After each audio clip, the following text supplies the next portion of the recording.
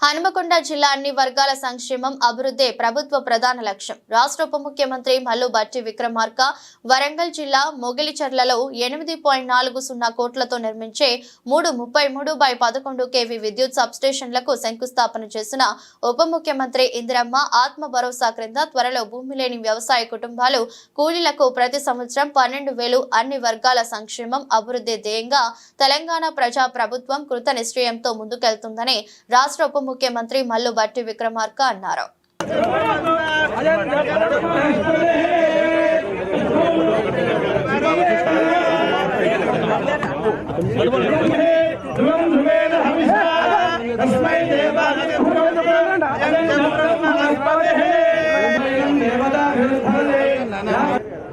కావ్య గారు, నాగరాజు గారు, ఇవాళ కాంగ్రెస్ ప్రభుత్వం వచ్చి సంవత్సర కాలంలో ఉమ్మడి వరంగల్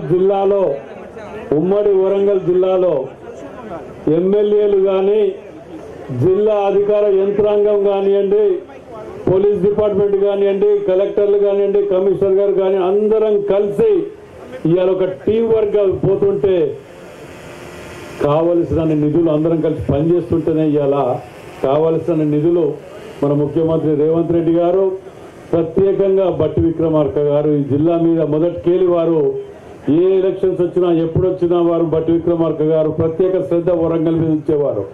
ఇట్లా రాజేందర్ చెప్పినట్టుగా ప్రతిరోజు ఉదయం సాయంకాలం వరకు ఇది నా ప్రాంత పరిస్థితిని అవగాహన చేసుకొని ఎప్పటికప్పుడు జిల్లా యంత్రాంగానికి, రాష్ట్ర యంత్రాంగానికి, రాష్ట్ర నాయకత్వం తెలియజేస్తూ ఏదైతే 6 గ్యారంటీ పథకాలు చెప్పాయో మనం అన్ని కూడా ఉచిత బస్సు ప్రయాణం మహిళలతో పాటు ఉచిత కరెంటు రైతులతో పాటు గృహ వసతికి ఇస్తూ సంవత్సరం లోపే 60,000 ఉద్యోగాలు ఇవ్వడం గాని, వరంగల్ జిల్లాకి సంబంధించి 6,000 కోట్ల నిధులు కేవలం అభివృద్ధి కోసమే, డెవలప్మెంట్ కోసం ఇవ్వడం కూడా జరిగింది.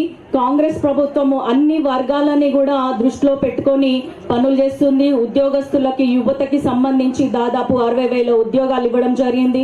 అట్లాగే పిల్లల విషయంలో మన పరకాల నియోజకవర్గాన్ని కూడా ఒక integrated young India residential school system ని కూడా ప్రారంభించబోతుంది.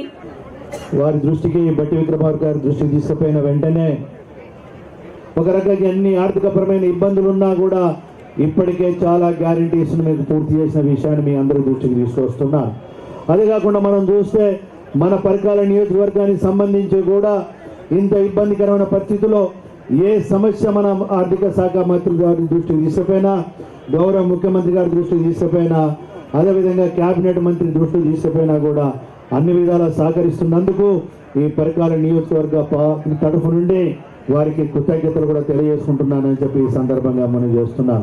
అందరి ఆశీస్సులతో అధికారంలోకి వచ్చినటువంటి ఇందిరమ్మ రాజ్యం ఈరోజు రాష్ట్ర ముఖ్యమంత్రి రేవంత్ రెడ్డి గారి నాయకత్వంలో ఉన్నటువంటి యావత్ కేబినెట్ మంత్రివర్గ సహచరులు అందరం, మా శాసనసభ్యులందరం ఆలోచన చేసి పెద్ద ఎత్తున రాష్ట్ర అభివృద్ధి కోసం గత సంవత్సర కాలంగా చేసినటువంటి కార్యక్రమాల్ని, మనసు ఇప్పి మనకున్న సమస్యల్ని, ఇబ్బందుల్ని, మనం చేసినటువంటి పనులు కూడా మన ప్రజలతో మనం మాట్లాడుకోవాలా, ముచ్చటించుకోవాలని చెప్పి ఆలోచనతోనే ఈరోజు మీ మధ్యకు వచ్చాను.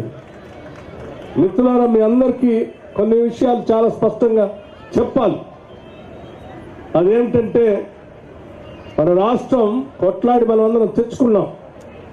రాష్ట్రం వస్తే అందరికి ఉద్యోగాలు వస్తాయని, రాష్ట్రం వస్తే అందరం ఆత్మగౌరవంతో బతకొచ్చని, రాష్ట్రం వస్తే నీటిపారుదల ప్రాజెక్టులు బ్రహ్మాండంగా వస్తాయని, రాష్ట్రం వస్తే ఈ దేశంలోనే అగ్రగామంగా ఎదిగే విధంగా మన రాష్ట్రం తయారవుతుందని, ఈ రాష్ట్రంలో మనందరం తలెత్తుకొని బతకొచ్చు అనేటువంటి ఆలోచనతోనే దశాబ్దాలు పోరాటం చేస్తే కాంగ్రెస్ పార్టీ ఆలోచన చేసి సోనియా గాంధీ గారు యూపీఏ చైర్పర్సన్గా ఉండి ఆనాడు మన్మోహన్ సింగ్ గారి నాయకత్వంలో తెలంగాణ రాష్ట్రాన్ని ఇవ్వటం జరిగింది.